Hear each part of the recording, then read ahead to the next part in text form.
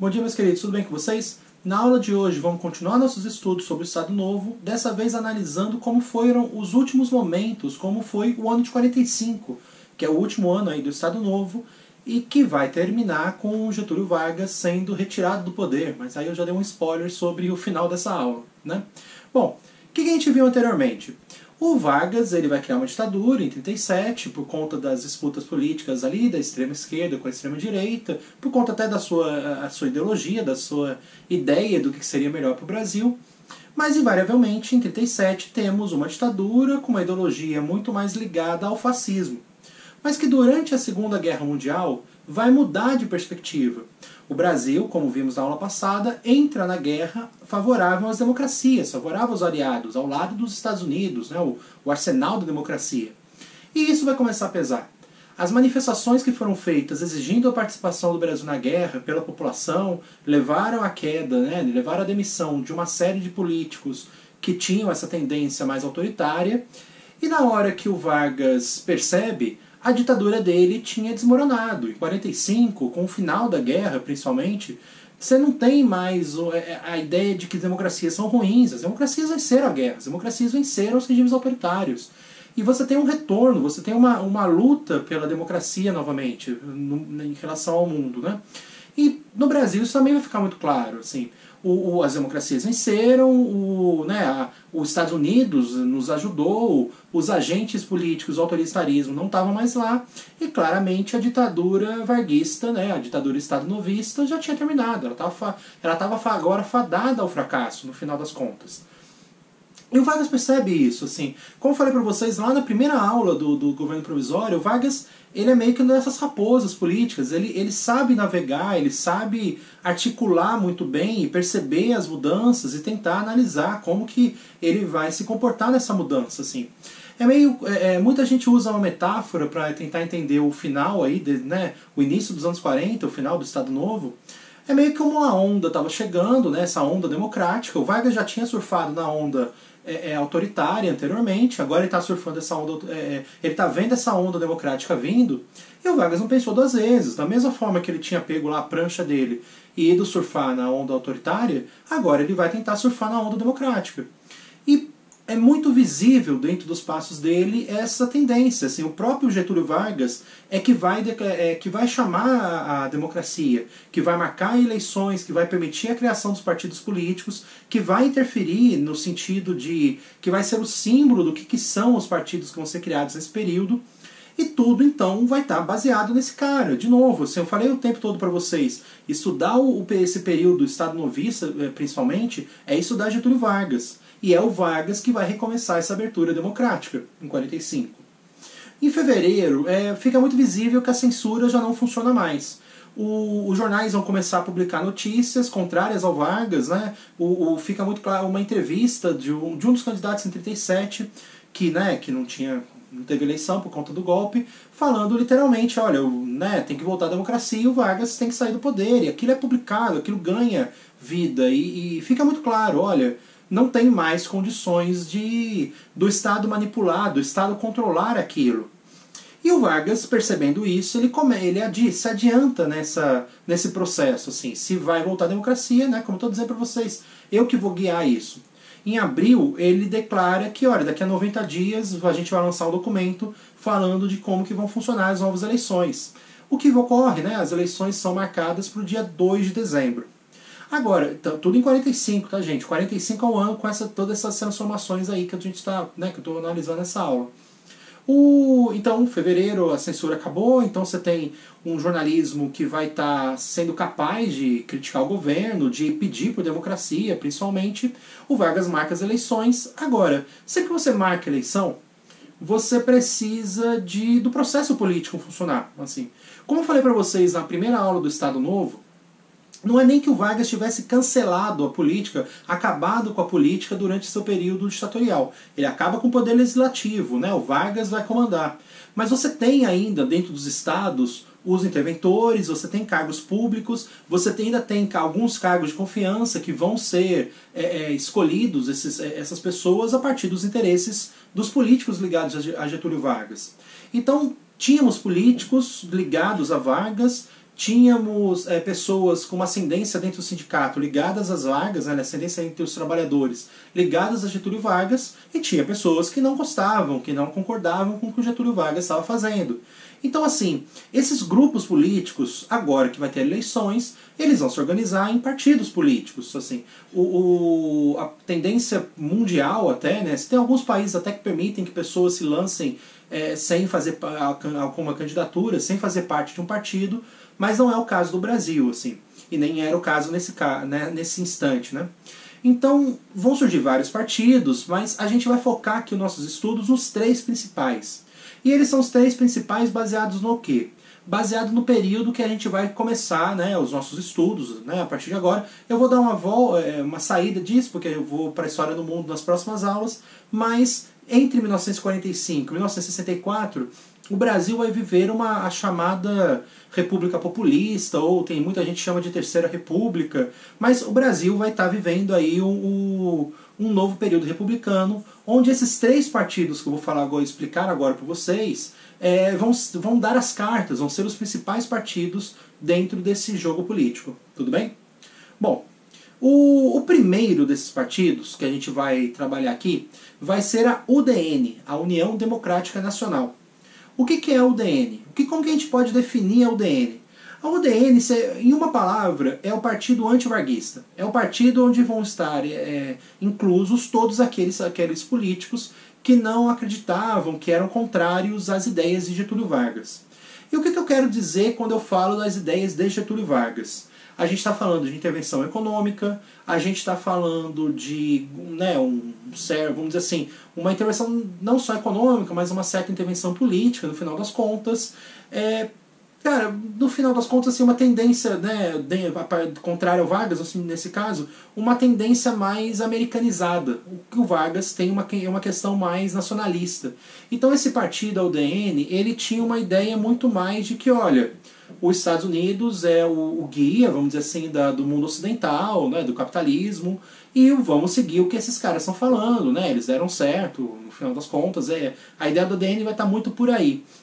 E como que eles vão pregar dentro disso? Assim, o final da intervenção estatal como primeiro ponto. Então, eles vão falar muito de liberalismo econômico. Eles vão falar de, olha, o Estado não pode interferir, o Estado não pode colocar dinheiro, o Estado não pode ficar criando regras que mexam na economia. A economia, na visão da UDN, teria que funcionar por conta própria. E assim, o finalzinho do Vargas, né, esse ano de 45, vai ser feito, o Vargas vai adotar uma série de medidas meio anti-liberdade comercial. Ele vai criar algumas leis antitrust, anti-monopólios, no final das contas, que a gente vai falar mais quando eu voltar aqui para os estudos da história do Brasil, porque isso vai acabar... próximo presidente, aí outro spoiler para vocês, é o Dutra, ele vai tendo que acabar, nossa, essa frase ficou horrível, ele vai acabar tendo que lidar com essas leis que o Vargas faz no final, de tentar controlar a questão de monopólios. Mas era bem isso que a UDN não aceitava, assim, essa interferência, ela não aceita que o Vargas interfira diretamente. Mas, voltando até assim, é antivarguista, assim. Tudo que o Vargas acreditava, a UDN vai falar exatamente ao contrário. E para a UDN, o Vargas era o símbolo de todo o mal. Assim, eles vão chamar o Vargas de corrupto, eles vão chamar o Vargas de ditador, eles vão chamar o Vargas de fascista, depois eles vão chamar o Vargas de comunista, né, para os extremos opostos, inclusive, eles vão considerar em relação ao Vargas. E, assim, vai fazer algum sentido, né, mas não vou entrar aqui nessa explicação agora. Agora, a questão deles é que, assim, tudo que o Vargas representa é ruim, então nós temos que acabar com isso. E eles vão se dizer muito como amoral. Olha, eles são ruins, eles são escrotos, eles são corruptos, e nós somos os corretos. Vocês devem, população, né, devem votar em nós, porque nós conseguimos... Nós vamos trazer o correto, né? Nós vamos trazer a modernidade, o país, sem que isso signifique um Estado corrupto. Era a ideia da UDN. E eles tinham muita força dentro das grandes cidades, principalmente, as classes médias, que é uma criação não do Vargas, né, vamos dizer assim, mas quando eu falo para vocês que o Vargas ele vai meio que criar essa burocracia do Estado, com os concursos, e o governo vai começar a ter o cargo público, né, não vai ser uma coisa só de nomeações de presidentes, é esses caras que vão ser a classe média, é esse trabalhador urbano, muitas vezes ligado ao governo, ou né, algumas vezes ligados a empresas privadas, que surgiram também por causa da industrialização do Vargas. Então assim, esse trabalhador urbano com mais posses, ele vai ser essa classe média, e ele que vai ser o grande grupo, né? Ele vai ser aí o grande alvo, as pessoas que vão ouvir muito a UDN vão passar essa mensagem para frente, no final das contas. O Vargas, como a gente vai ver, ele é muito significativo para as elites, já que ele é o cara que fez o Estado incentivar a industrialização, e ele é muito significativo para a população mais pobre, os trabalhadores, principalmente os trabalhadores urbanos, os trabalhadores industriais, por conta das leis trabalhistas. E ele vai, né, o Vargas ele vai conseguir esses dois grupos estarem do seu lado. A UDN vai jogar aí no meio, nessa classe média, que teoricamente ganhou muito pouco com o Vargas. É muito difícil a gente analisar os anseios, né, os desejos, as ideologias que vão estar por trás da classe média, porque a gente está falando de grupos muito distintos e com formação acadêmica, e aí são pessoas que têm formações diferentes, então podem ter ideologias completamente distintas.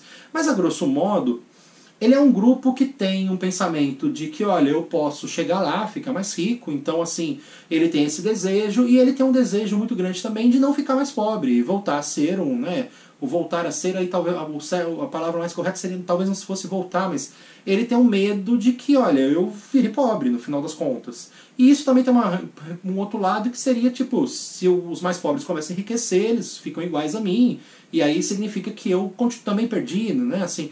A classe média ela fica muito nisso, e esse anseio o Vargas não resolve. Assim, o Vargas ele ajudou o mais pobre e ele ajudou o mais rico no final das contas. E esse grupo do meio ele se sente meio órfão. Por isso esse sentimento tão antivarguista no final das contas. E por isso também essas acusações de que esse grupo é tudo corrupto, porque teoricamente, na visão deles, o governo só saiu dando presentes para as elites, para os mais pobres, e esse grupo, né, como não ganhou nada, vai considerar que tudo aquilo que foi feito era errado e deveria ser apagado, retirado e assim por diante.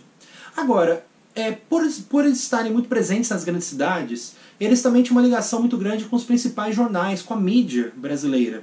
E quando a gente chegar, por exemplo, em 64, no golpe da ditadura militar, cara, só um jornal brasileiro que não era da UDN, assim, dos grandes jornais brasileiros, todos eles estavam diretamente ligados à UDN.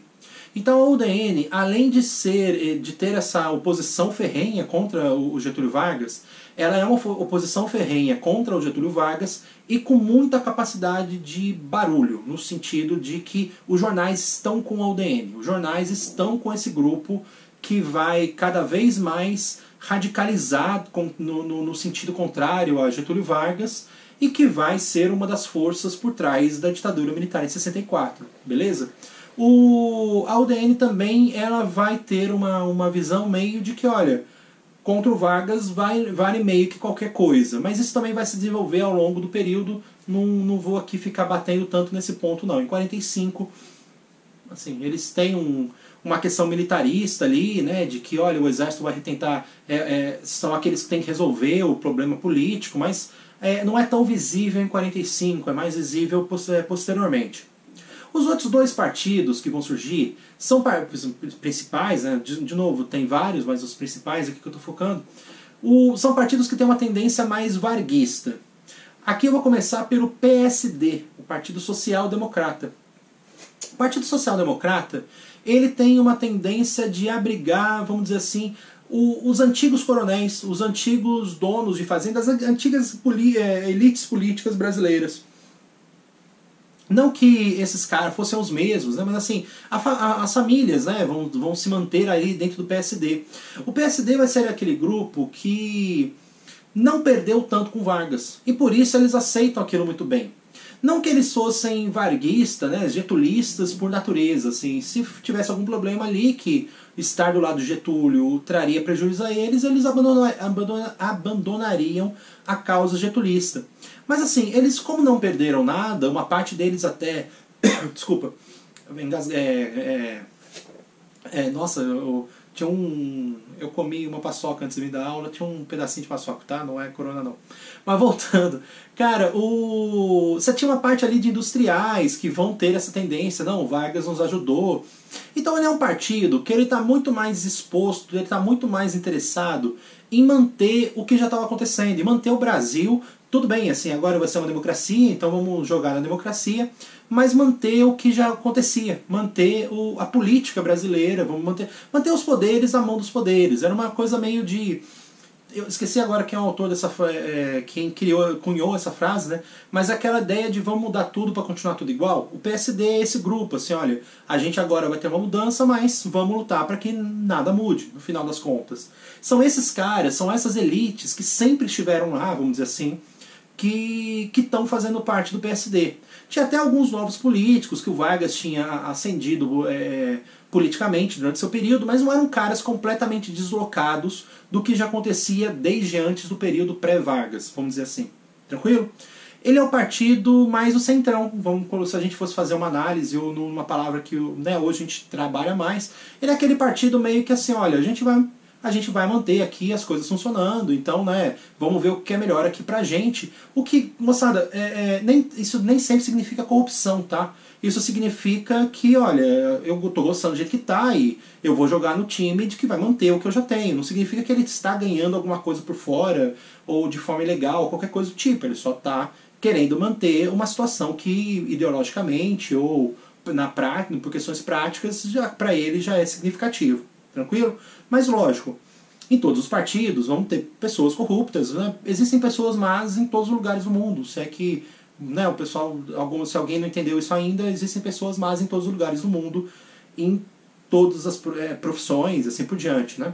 Mas voltando, o terceiro partido, ele vai ser o partido que vai apresentar um crescimento muito grande de 45 até 64. E teoricamente, esse é o partido mais getulista de todos, que é o PTB, o Partido Trabalhista Brasileiro. O Getúlio, inclusive, era afiliado ao PTB, tá? Então, assim, teoricamente, esse era o partido do Vargas mesmo.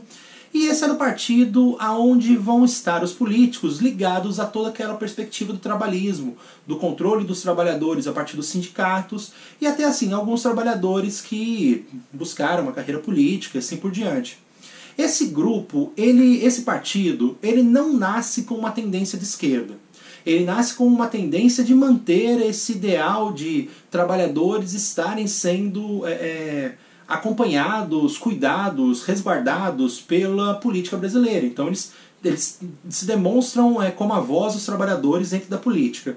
Só lembrando que a voz dos trabalhadores dentro da política brasileira durante o período varguista era uma voz do Vargas. O Vargas controlava o sindicato a partir dos seus funcionários públicos ali, né, o sindicalismo pelego, que a gente falou lá em 2 aulas atrás.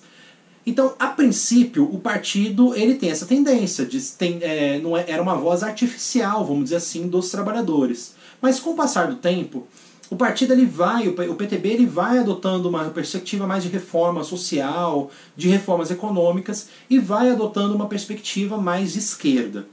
Então, assim, 45...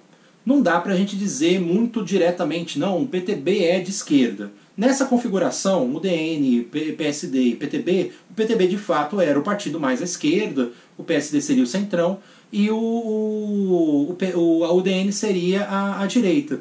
Agora, com o passar do tempo, sim, aí o PTB ele vai indo cada vez mais à esquerda, porque os trabalhadores vão ascendendo e vão tendo essa perspectiva de mudanças dentro da ideia de reformas, inclusive reformas econômicas, tranquilo? Não que todo mundo que tivesse, não que o PTB fosse um partido comunista, por exemplo, inclusive o Partido Comunista volta a existir em 45, mas muitas pessoas que eram reformadoras e não revolucionárias, né, o comunismo pressupõe uma revolução. As pessoas que seriam sociais-democratas, né, na visão de Marx, até porque o PSD era social-democrata, as pessoas que aceitam, tipo, vamos disputar eleições, se a gente ganhar, a gente vai fazer reforma. Isso, na visão, por exemplo, de um comunista, é uma coisa quase direita, assim. Mas esse grupo que queria fazer mudanças, reformas por dentro do poder político, fazia parte do PTB, tranquilo? O que, na visão de muita gente, esse cara que quer fazer uma reforma mínima que se fosse, sei lá, ele já é visto como um cara super de esquerda. Então, assim, aqui vai depender muito do que as pessoas entendem como esquerda ou direita. Mas, de fato, o PTB vai ser o partido mais à esquerda desses três partidos. Tranquilo? De novo, esses três partidos eles têm uma influência muito grande nos próximos 19 anos da história brasileira, né, que a gente vai estudar aí nas próximas aulas. Mas aqui, né, eu só preciso que a gente lembre que, olha, para essa aula especificamente, o PSD e o PTB são varguistas e a UDN é o partido da oposição, é o partido anti-varguista. Tranquilo? Bom, além da criação desses partidos, o Vargas também vai adotar ainda em abril, ele vai adotar uma perspectiva de anistiar os presos políticos. Então todo mundo que foi preso por conta da ditadura varguista, Estado novista, vai ser solto em abril de 45. Inclusive Luiz Carlos Prestes, que estava preso lá desde a intentona comunista de 35, né? Foi preso em 36, mas por conta do ato ali de 35, mas até o Luiz Carlos Prestes é solto nessa perspectiva. Inclusive ele vai, né, junto com outras pessoas, a recriar o Partido Comunista Brasileiro, que a princípio vai ser perseguido, depois permitem que ele exista, mas depois vai ser colocado em ilegalidade quando chegar o novo presidente, que eu já dei o spoiler que é o Dutra, né? Mas, assim, o Vargas solta os presos políticos e o Luiz Carlos Prestes vai ter uma atuação política significativa ainda no ano de 45. Tranquilo? Mas antes eu tenho que dar alguns outros fatos aqui para vocês. No mesmo instante que surgem partidos, tem uma eleição marcada, logicamente vão ser escolhidos os candidatos que vão concorrer à presidência. A UDN vai lançar o nome do Eduardo Gomes. Quem é Eduardo Gomes? Eduardo Gomes ele era um brigadeiro. Brigadeiro é um chefe de uma brigada, é um general de brigada, no final das contas. E ele vai ser meio que um dos pais assim, da aeronáutica brasileira. Ele vai estar ali quando a aeronáutica mais ou menos se firma, vamos dizer assim. O Eduardo Gomes vai ter ali um certo destaque. Mas a figura dele mesmo vai estar muito mais ligada aos tenentes. Lembram lá atrás, quando eu falei dos 18 do Forte? 2 tenentes só tinham sobrevivido, um deles era o Eduardo Gomes. O Eduardo Gomes ele tinha essa perspectiva de mudanças e ele não entra nessa mudança varguista porque ele não aceitou a ideia da ditadura, no final das contas. E aqui, nesse instante, ele, um democrata e que tinha essa ideia de mudança, desde lá da Primeira República, né, desde 22, vai ter essa ligação, vai ser escolhido como candidato a presidente. Aliás, o doce brigadeiro é por conta dele. A campanha que vai ser feita por Eduardo Gomes, ela vai ter a distribuição do docinho ali, que era feito de chocolate e com chocolate granulado, e aquilo era para vote no brigadeiro, né, o Eduardo Gomes. E é daí que vem o nome, tá? Brigadeiro é uma invenção brasileira, se vocês não sabem. Agora, o outro lado vai ter uma coligação. O PSD e o PTB, como eles tinham essa semelhança de serem o partido varguista, eles vão se coligar, eles vão se aliar politicamente para essa eleição, e eles vão lançar o nome de Dutra, o general Dutra, o ministro da guerra, né, que a gente fala, o ministro do exército, né, como era o nome antigamente. Ele vai ser escolhido como candidato, ele era do PSD. Tranquilo? Esse, teoricamente, seria o candidato varguista. Por quê? Porque, teoricamente, porque o Vargas, ele falava que ele iria apoiar o Dutra. Mas sabe aquela coisa que não convencia? Boa parte das pessoas, quando ouvia alguma entrevista do Vargas, ouvia o Vargas falando mesmo, não parecia que aquilo era uma verdade. Assim. Tava meio que todo mundo esperando que o Vargas também se candidatasse, no final das contas. E isso acaba gerando uma série de manifestações. Isso vai acabar gerando uma série, vamos dizer assim, de ansiedade na população. O povo quer saber o que esse cara vai fazer. E não só o povo, as elites também querem saber o que esse cara vai fazer. Agora, era previsto que fossem feitas as eleições no dia 2 de dezembro, escolhido o presidente, e esse presidente lideraria, né, ele marcaria, seria escolhido também uma Assembleia Constituinte, e que seria escrita uma nova Constituição, dessa vez democrática. E a população começa a ir à rua pedindo para que essa Constituição Democrática fosse escrita ainda com Getúlio Vargas no poder.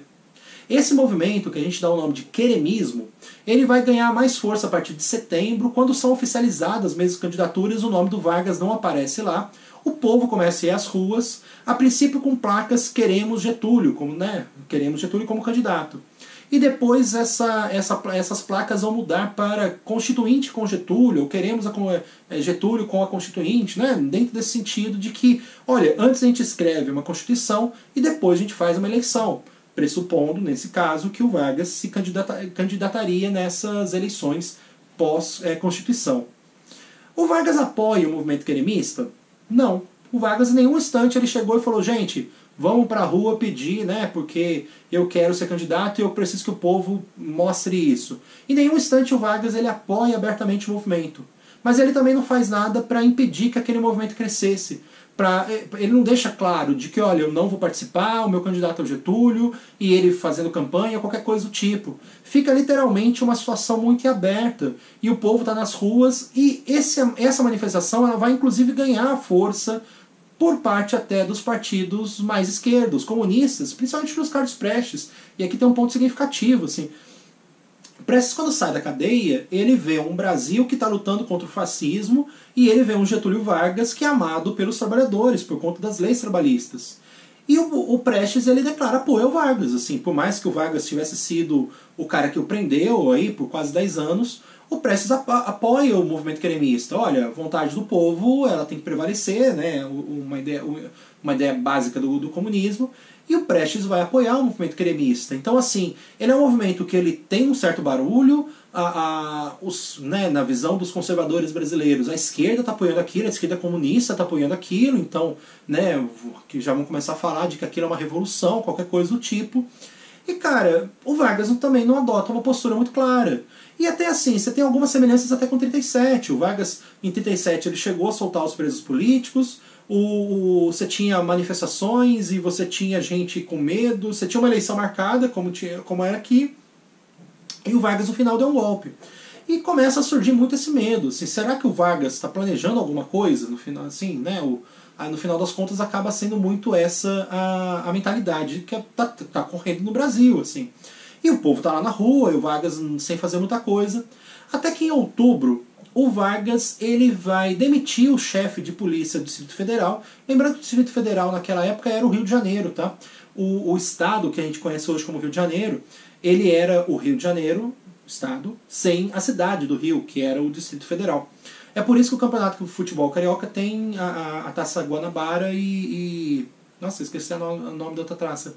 O estado da Guanabara e tinha o estado do Rio de Janeiro, que eram os dois estados aí que juntos compõem o que a gente chama hoje de Rio de Janeiro. Mas voltando, o chefe de polícia do Distrito Federal ele era meio que o chefe da Polícia Federal, dá pra gente mais ou menos pensar desse jeito. E o Vargas ele vai demitir o chefe e vai nomear o irmão dele, Benjamin Vargas, que não era minimamente ligado à polícia, assim, ele era uma nomeação ali de Vargas nomeando o irmão. E aquilo acendeu muito o alarme de que, putz, esse cara vai dar um golpe. Por que ele está botando o irmão dele, que não tem nada a ver ali com o assunto, para ser o chefe de polícia? E nesse instante começa uma tentativa de, olha, Vargas, para com isso, assim. E no dia 29 de outubro, o próprio Dutra, que estava em campanha para presidente, ele vai lá no Vargas e fala assim, ó, cancela, né? Não tá pegando bem, o pessoal tá com medo de você dar um golpe. E o Vargas não cancela, o Vargas ele ouve esse pedido e acha que não, tá tranquilo, beleza. E assim, o desenrolar desse dia 29 acaba com Góes Monteiro, que era um outro militar, um general do exército. Durante o Estado Novo, o Dutra era o chefe, o ministro de guerra, né, que seria de todas as forças armadas. O Góes Monteiro seria o comandante do exército, né, e você teria o comandante da marinha e posteriormente foi criada a aeronáutica. Então assim, você tinha essa perspectiva, esses dois caras, né, sendo os principais. O Góes Monteiro, quando o Dutra se candidata, o Dutra ele sai do cargo de ministro para fazer a campanha, e quem ocupa o lugar dele é o Góes Monteiro, ele era o chefe das Forças Armadas. E é o próprio Góes Monteiro que vai dar ordem para o exército cercar o Palácio da Guanabara, né, o palácio onde o Vargas trabalhava, e prende o Vargas no final das contas. Assim, não é, né, o Vargas nem vai chegar a ser preso, propriamente dito, mas o palácio vai ser cercado pelo exército, que vai exigir a deposição, né, o Góes Monteiro vai exigir a deposição do Vargas. Assim. As últimas tentativas ali de negociar é muito do pessoal falando Vargas. O Vargas disse que não, o Vargas ele meio que queria pagar para Vepro, né, no sentido de que ele não achava que o Góes Monteiro teria coragem de ir até o final na deposição dele, mas convencem ele de que não, olha, ele tá aqui já, né, assim, não vai ter jeito, assim, ou você sai ou vai saber o que vai acontecer.